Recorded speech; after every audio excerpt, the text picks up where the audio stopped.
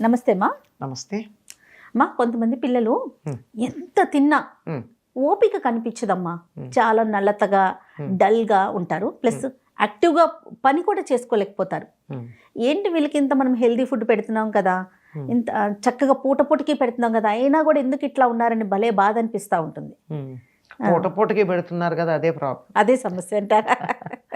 పిల్లలు ఆకలి అనేది వాళ్ళకి తెలియాలి. పిల్లలకి ఆకలి వేస్తోంది అని అడగడం వాళ్ళకి ఎంతమందికి తెలుసు ఈ రోజుల్లో? అస్సలు లేదంట నేనైతే. ఆకలి అనేటటువంటిది ఒకటి ఉంటుందని వాళ్ళకి తెలియకుండా పెంచుతున్నాం. అనారోగ్యానికి ప్రధానమైన కారణం అది. ఆకలి వెయ్యాలి, కరకర ఆకలి వేసాక పెట్టాలి. అడగకుండా అంటే వాళ్ళని అడిగేదాకా ఆగి మార్చేసి ఎండగట్టమని కాదు చెప్పడం. అసలు ఆకలి అనేది ఒకటి ఉంటుందని తెలియాలి. ఇప్పుడు సరిగ్గా మనం ఉదయం 7 గంటలుగా పెడతాం అనుకోండి, ఇప్పుడు 5ంటికి లేచే అలవాటు ఉన్నవాడైతే, లేకపోతే 8ంటికి అనుకుందాం. 8ంటికి పెడతాము అంటే వాడు 7:30కి వచ్చి నాకు ఆకలిస్తుంది పెట్టు అని అడిగితే అది వంట పడుతుంది. కానీ 8 అయ్యాక వాడు రాకపోతే తిను నాయనా అని కూర్చోబెట్టి వాడి నోట్లో కుక్కామనుకో, అది ఎక్కడ వంట పడుతుందమ్మా? తినేదాన్ని ఆనందిస్తూ తింటే వంట పడుతుంది తప్ప తినాలా తినకపోతే ఏమి అబ్బా అనుకుంటూ తినేది వంట పట్టదు. వాళ్ళు వద్దన్నప్పుడు ఆపండి, ఏమీ అయిపోదు, చిక్కిపోరు, అనారోగ్యాల పాలవరు. మహా అయితే చిక్కితే చిక్కుతారు, మంచిది కూడా, ఒబేసిటీ పోతుంది, అంతే. ఒంట్లో ఉన్న అక్కర్లేని చెత్త అంతా పోయి చక్కగా తయారవుతారు. బోనీ బేబీస్ అవుతారు, చెబ్బీ బేబీస్ బదులు. బాగా మరీ చెబ్బీగా ఉంటే కూడా బాగుంటారమ్మా పిల్లలు. హాయిగా వాళ్ళకి ఆకలి తెలిసేటట్టుగా చెయ్యాలి. ఎప్పుడైతే ఆకలి ఉండి అన్నరసం అంటారు లోపల, అంటే మనం తినేటటువంటి ఆహారం అరిగించుకోవడానికి ఏర్పడేటటువంటి రసాలు, జీర్ణాశయంలో జీర్ణరసాలు, ఈ జీర్ణరసాలు తయారైనప్పుడు పెడితే రాళ్ళు తిన్నా అరుగుతాయి, అరిగింది వంట పడతాయి. లేకపోతే ఏమవుతుందంటే ఈ తిన్నదే అరగడానికే ఉన్న శక్తి అంతా ఖర్చు అయిపోతుంది. శరీరానికి నిన్న తిన్న ఆహారం వల్ల వచ్చిన బలం అంతా ఇవాళ తిన్న ఆహారం అరిగించుకోవడానికి అయిపోతే ఇతడు ఎదుగుదలకు ఎక్కడుంది అవకాశం? శక్తి ఎక్కడి నుంచి వస్తుంది? మొత్తం అంతా అరిగించుకోవడానికి అయిపోతే. అందువల్ల పెట్టేటటువంటి ఆహారం అందరికీ ఒకే రకంగా పెట్టాలి అని ఒక నియమం పెట్టుకోవద్దు. అందరికీ ఒక రకంగా ఎట్లా సరిపోతుందమ్మా? 2 ఏళ్లకి ఇంత ఆహారం పెట్టాలని డాక్టర్లు చెప్తారు, కానీ 2 ఏళ్లకి ఇంతలా ఉండేవాడు, ఇంతెత్తుగా ఉండేవాడు ఒకడు ఉంటాడు, 2 ఏళ్లకి ఇలాగే ఉండి ఇంతే ఉండేవాడు ఒకడు ఉంటాడు. ఇద్దరికి ఒకేలాగా ఎట్లా పెడతారు? అవునవును. ఒకడికి 1 బాటిల్ పాలు సరిపోయేవి, ఒకడికి 2 బాటిల్స్ పాలు ఉంటే కానీ వాడికి సరిపోదు. ఇద్దరు ఒకే రకంగా ఆరోగ్యంగా ఉంటారు. ఎవరికి ఎంత కావాలో అంత చూసి పెట్టాలి. అంచేత డాక్టర్లు ఏది మంచో చెప్తారు తప్ప క్వాంటిటీ గురించి వాళ్ళు చెప్పినంత మనం ఫాలో అవ్వాల్సిన అవసరం లేదు. ఇంకా కొంతమంది పిల్లలు బాగా ఆరోగ్యంగా ఉండాలని చెప్పి బాదం పప్పు, జీడిపప్పు, అవి ఇవి అన్నీ కలిపి ఇంతంత పౌడర్లు చేసి ఇంత బౌల్ నిండా పాలు పోసి ఆ బాలలో ఇంతంత ఈ పౌడర్ వేసి ఇచ్చి తినమంటే వాడు రోజంతా అది అరగడానికి ఎంత టైం పడుతుంది? 4-5 బాదం పప్పుల కన్నా ఎక్కువ అరగవు మనిషికి, అంతకన్నా జీర్ణించుకోలేరు.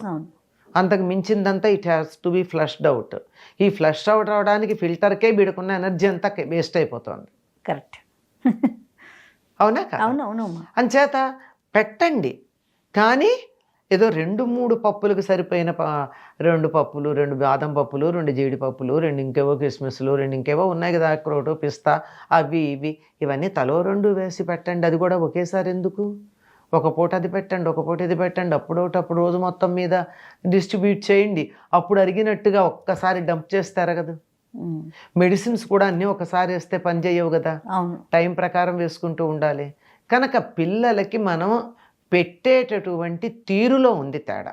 మనం మంచిదే ఆహారం పెడుతున్నాం, కానీ పెట్టే విధానంలో ఉంది. తర్వాత తినేటప్పుడు వాడు ఎంజాయ్ చేస్తూ ఉండగా తినాలి. తింటూ ఇది బాగుంది ప్రధానం అమ్మా. చాలా ప్రధానం. ఇది ఉండట్లేదు. ఏదో వాళ్ళకి అన్నం పెట్టడం అనేది మనకేదో తలనొప్పిలాగా, అర్జెంటుగా వాడు తినేస్తే మనం బాధల నుంచి విముక్తులమైపోతామని చెప్పి వాడికి సెల్ ఫోన్ ఇచ్చేసి అదొక పని కింద ఈ పని అయిపోయింది, అదో బోనస్, మామూలు పని కాదు, నెత్తి మీద బరువులాగా భావించి ఓకే పెడుతున్నారే. దానివల్ల పిల్లలు బాగుపడట్ల. పెడుతున్నారు మీరు, అమ్మా. కానీ ఏం పెడుతున్నారు?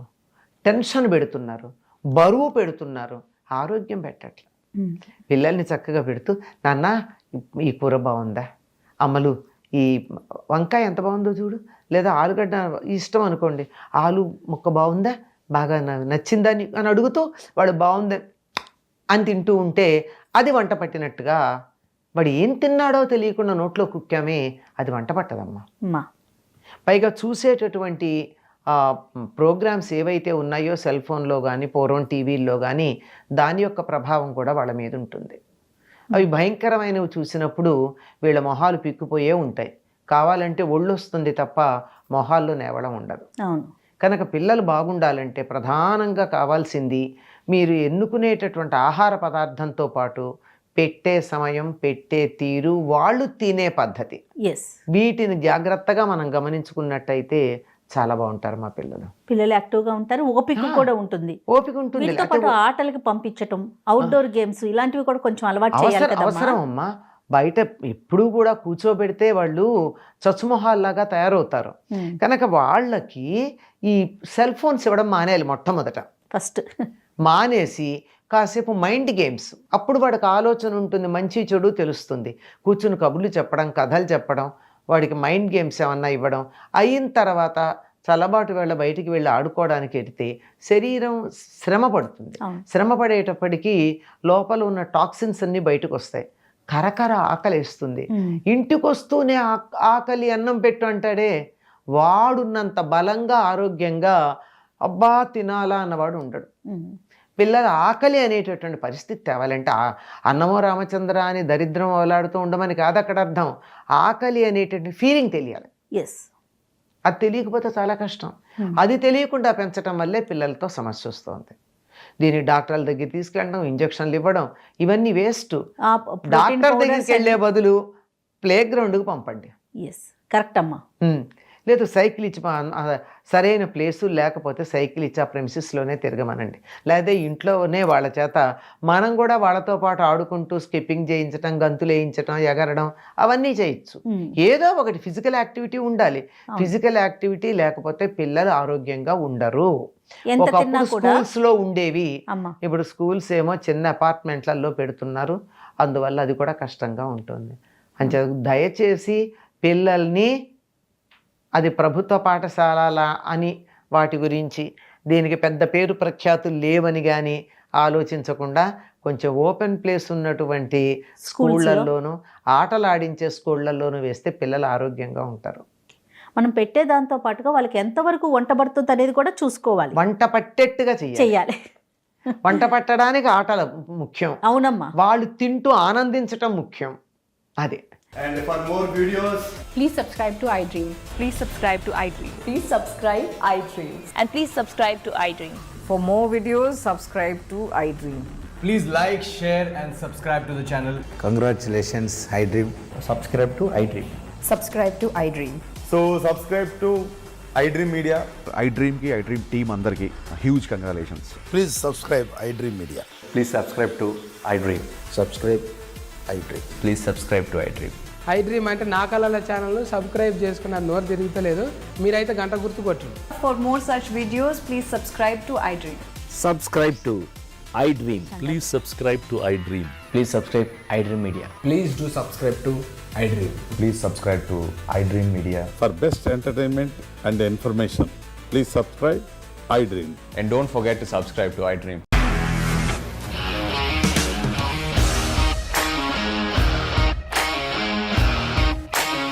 ఇండస్ట్రీలో కమిట్మెంట్ ఇష్యూస్ వస్తే నీకు కూడా వచ్చినట్టు. మార్నింగ్ తీసుకెళ్ళానంటే కొట్టి పడేస్తారు.